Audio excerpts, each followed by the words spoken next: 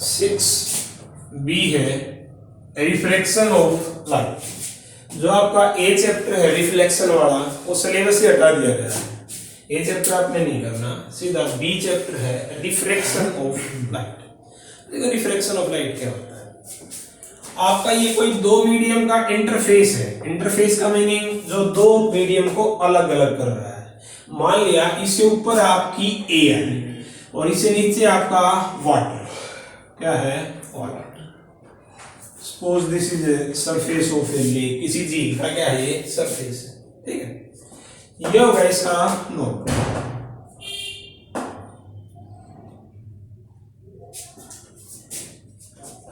This is normal en dash, ठीक है।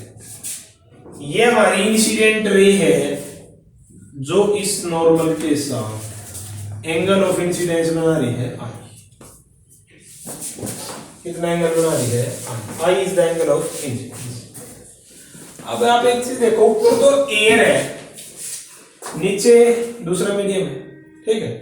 तो जब लाइट एक मीडियम से दूसरे मीडियम में जाएगी तो उसका पाथ जो स्ट्रेट लाइन होता है उसमें क्या आ जाएगा चेंज, क्या आ जाएगा, या तो ये लाइट टुवर्ड्स नॉर्मल बेंड हो जाएगी या अवे फ्रॉम नॉर्मल। देखो अगर ये स्ट्रेट जाती तो ऐसे जाती, स्ट्रेट इसका पाथ ये होता, तो या तो इससे इधर मुड़ जाएगी टुवर्ड्स नॉर्मल हो जाएगी या इससे अवे मुड़ जाएगी, this is away from normal, ठीक है। तो जब लाइट एक मिनट से दूसरे में जाएगी, अभी एयर से कहां जा रही है वाटर में, तो ये इस तरह से पाथ शो करेगी और नॉर्मल के साथ जो ये एंगल है इसको रिप्रेजेंट करते हैं आर से और इसको बोलते हैं एंगल ऑफ रिफ्रैक्शन। क्या है ये एंगल ऑफ रिफ्रैक्शन, क्लियर है। कल वाला जो रिफ्लेक्शन वाला चैप्टर था उसमें था angle of incidence is equal to angle of reflection, लेकिन यहां ये दोनों एंगल बराबर है नहीं है। अगर बराबर होते तो आपकी रे स्ट्रेट चली जाती, तो angle of incidence angle of reflection अलग अलग होते हैं, ठीक है। तो इस फिनोमेनन जब लाइट एक मीडियम से कहां जाती है दूसरे में और अपने पाथ को क्या कर लेती है चेंज, देखिए इसका पाथ कैसे होना है, ऐसे होना स्ट्रेट लाइन ऐसे जाना है इसको इस तरह से, तो अपने पाथ को क्या कर लेती है चेंज। कब है जब एक मीडियम से कहां जाती है दूसरे मीडियम में, ठीक है। तो इसको क्या बोलते हैं रिफ्रैक्शन ऑफ लाइट। तो अब रिफ्रैक्शन की क्या डेफिनेशन लिखोगे, the phenomena of change in the path of light with change in the medium, with change in the medium is called refraction of light। ये डेफिनेशन हो गई। अब आगे है जी law of refraction, laws of refraction. First law, जब light एक medium से दूसरे मीडियम में जाती है, when light travel from one medium to another medium, its speed change, its speed change करेगा, मीनिंग स्पीड चेंज हो रही है, उसकी वेवलेंथ भी उसके साथ साथ क्या हो रही है change, but frequency remains constant. Important point है, ध्यान से समझो। जब लाइट एक मीडियम से दूसरे में जाएगी ना तो उसकी जो फ्रीक्वेंसी है वो क्या रहने वाली है सेम। चेंज क्या होएगा, चेंज होएगा wavelength and speed change. Important point है, ध्यान समझो। देखो एक वेव है,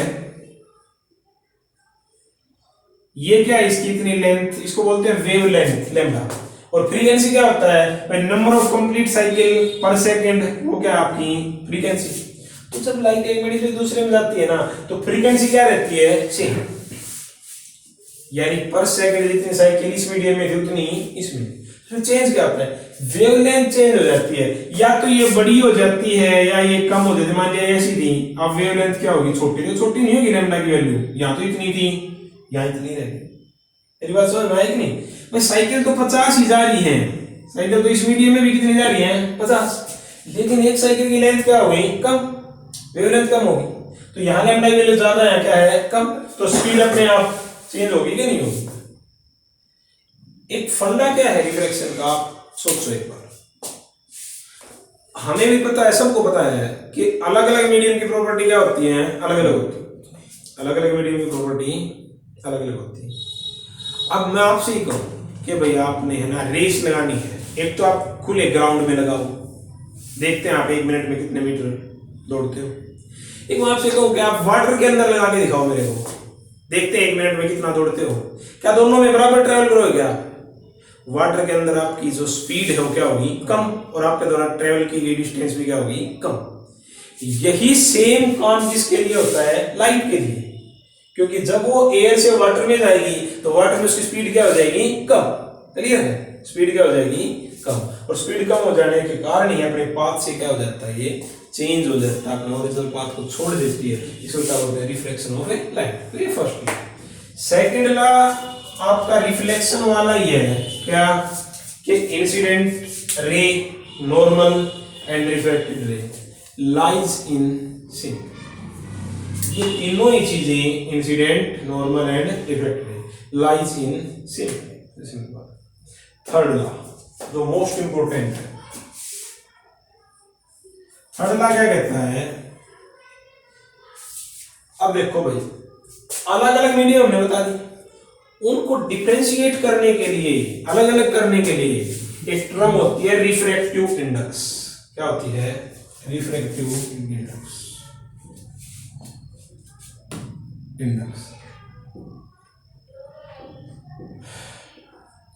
रिफ्रैक्टिव इंडेक्स, इसको हम न्यू से डिनोट करते हैं, दिस इज डिनोटेड बाय, ठीक है। अलग अलग मीडियम के लिए इसकी वैल्यू क्या होती है, अलग अलग। इसको डिटेल में समझेंगे हम अभी, डिटेल में समझेंगे इसको। मान लिया ये मीडियम आपका एयर, इसमें इसकी वैल्यू है जी μ1, कुछ भी हो सकती है। ये जो मीडियम इसमें अलग है, मान लिया इसमें कितनी है, μ2। तो थर्ड लॉ है वो ये कहता है कि product of refractive index and sine of angle of incidence i is equal to constant. यानी refractive index multiply by sine of angle of incidence किसी मीडियम के लिए वो क्या रहती है, कांस्टेंट। अगर ये इलाइज दूसरे मीडियम के लिए कहें हम तो भाई ये कांस्टेंट तो है ही, आप इसको ये लिख सकते हो भाई इसका रिफ्रैक्टिव इंडेक्स कितना है, μ2, और साइन ऑफ एंगल ऑफ इसमें क्या है जी, refraction r, μ2 and sine of r is equal to also constant. यानी जिस भी मीडियम में रे ट्रेवल कर रही है उस मीडियम का रिफ्रैक्टिव इंडेक्स से किससे मल्टीप्लाई करते हैं, sine of angle of incidence. ये इस ऊपर वाले मीडियम के लिए कांस्टेंट हो गया। नीचे वाले का जो रिफ्रैक्टिव इंडेक्स है और उसमें क्या angle of refraction, sine of angle of r, वो भी क्या है, कांस्टेंट। आप ये लिख सकते हो this is μ1 sine of i is equal to μ2 sine of r। मैं इस μ1 को उधर ले जाऊं, ये हो जाएगा जी μ2 डिवाइड बाई μ1 को उधर लेगा, और ये साइन r इधर आ गए डिवाइड में sine i divide by sine of r। Clear है? मैं आपसे पूछूं क्या है, आप कहोगे सर ये रिफ्रैक्टिव इंडेक्स है। मैं कहूं किसका, आप कहोगे जी सेकंड मीडियम का, ये फर्स्ट मीडियम था आपका और ये क्या था, सेकंड। और ये क्या है फिर जी, ये भी रिफ्रैक्टिव इंडेक्स है, किसका, फर्स्ट मीडियम का। तो ये हो गया रेशियो, क्या हो गया ये ratio, refractive index of medium 2 with respect to 1। ये बोलेंगे ना, refractive index of medium 2 with respect to 1। आपने जैसे वहां ये करा था ना, k की value, this is the ratio permeability of medium to the permeability of a free space, किया था ना। तो ये हो गया जी refractive index of medium 2 with respect to 1। जो विद रिस्पेक्ट टू है वो कहां आएगा, ऊपर, जिसका है वो नीचे। क्लियर है? कोई दिक्कत है आपको? अब बात करते हैं हम रिफ्रैक्टिव इंडेक्स की, क्या होता है। मोस्ट इंपोर्टेंट फार्मूला है भाई, और इसको क्या बोलते हैं, स्नेल्स लॉ। क्या बोलते हैं, स्नेल्स लॉ। आपके रिफ्रैक्शन में हर जगह स्नेल्स लॉ लगेगा। क्या लगेगा, क्या है स्नेल्स लॉ? रिफ्रैक्टिव इंडेक्स की और साइन ऑफ एंगल क्या रहते हैं, कांस्टेंट। आपका इस एक मीडियम में मल्टीप्लाई इज इक्वल टू दूसरे मीडियम, इन दोनों की मल्टीप्लाई किस किस की, रिफ्रैक्टिव इंडेक्स और साइन ऑफ एंगल, चाहे इंसिडेंट हो चाहे हो रिफ्लेक्शन। क्लियर? तो अब हम चलते हैं इसमें आगे, रिफ्रैक्टिव इंडेक्स के बारे में बात करते हैं। ये होता क्या है एक्चुअली में?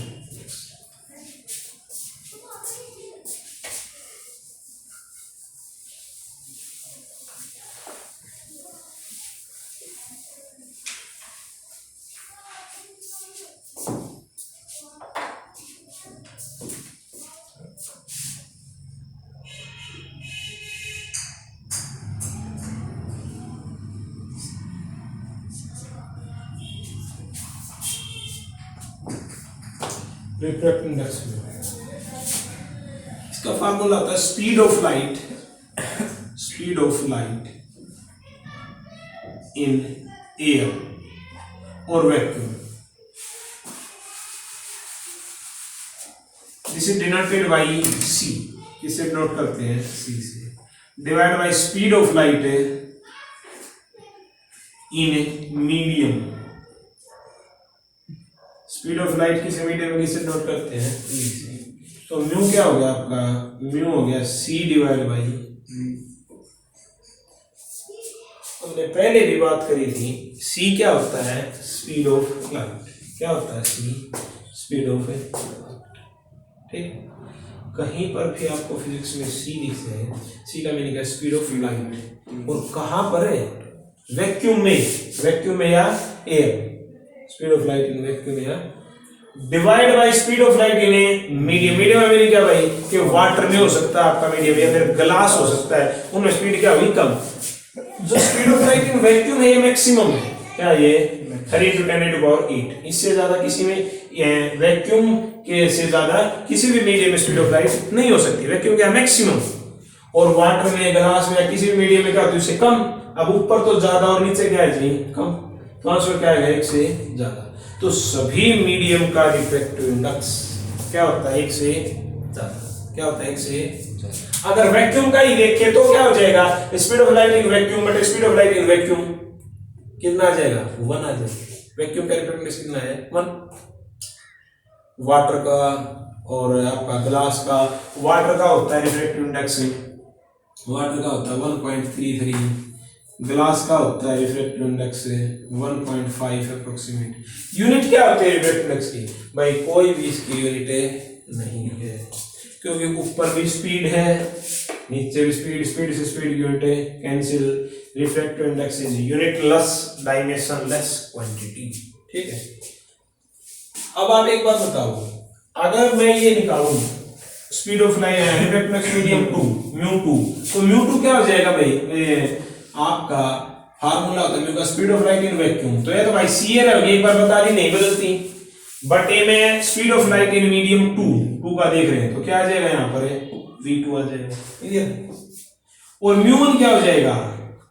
Speed of light in vacuum तो सी होता है, v1 आ जाएगा, है ना। यहाँ μ2 बाई μ1 पुट कर देना, कैंसिल हो जाएगा सी से सी, है ना। क्या आ जाएगा? Refractive index of medium 2 with respect to 1 है। पहले आप 2 का लिखो, दिस इज μ2 बाई μ1 है, refractive index medium 2 with respect to 1, है ना। μ2 की वैल्यू कितनी है भाई? c बाई v2, है ना। और डिवाइड बाई क्या लिखोगे? μ1 है, पलट के मल्टीप्लाई में भाई, v1 तो ऊपर और c नीचे, c से c cancel, v1 by v2।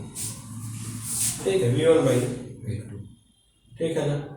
देखो विद 2 का रिस्पेक्ट टू 1 किया, वो पलट गया, 1/2 आ गया, मीडियम स्पीड कर दी, पलट गया। कोई दिक्कत है आपको? अच्छा, एक बात और रहेगी जी, रिफ्रैक्शन होता है या तो लाइट टुवर्ड्स नॉर्मल उड़ती है या फिर away from normal. Straight line path ये है भाई, समझ में आ गया ना? स्ट्रेट लाइन पाथ ये, ये तो होगी टुवर्ड्स नॉर्मल, और ये क्या होगी? इसे सीधा ऐसे जाना था, अवे फ्रॉम नॉर्मल, ये हो गया। तो जी कब तो टुवर्ड्स नॉर्मल मुड़ेगी और कब अवे फ्रॉम नॉर्मल। इंपॉर्टेंट है, ये चेंज तो जब आएगा जब या तो टुवर्ड्स नॉर्मल या अवे फ्रॉम नॉर्मल। तो जब आपकी लाइट रेयर मीडियम से डेंसर में जाएगी, रेयर से कहां जाएगी? रेयर डेंसर में क्या कि जिसका कम रिफ्रैक्टिव इंडेक्स है उससे कहां जाएगी? ज्यादा रिफ्रैक्टिव इंडेक्स। तो किधर बेंड होगी? टुवर्ड्स। किधर घूम जाएगी? टुवर्ड्स, यानी क्लॉकवाइज। जैसे अब एयर से कहां जाए? वाटर में। तो एयर का वैक्यूम का टेंपरेचर 1 है और वाटर का क्या है? 1.33। तो ज्यादा है, कम से कहाँ जा रही है, ज्यादा, किधर बेंड होगी, टुवर्ड्स नॉर्मल। और जब ज्यादा रिफ्रैक्टिव इंडेक्स से कम में जाएगी तो अवे फ्रॉम नॉर्मल। तो ये भी हो गया कि कब तो टुवर्ड्स नॉर्मल मुड़ेगी, कब है अवे फ्रॉम है नॉर्मल मुड़ेगी। ठीक है, तो ये रिफ्लेक्शन का मैंने आपको जनरल आइडिया दे दिया है, आगे आपको कल करूँगा।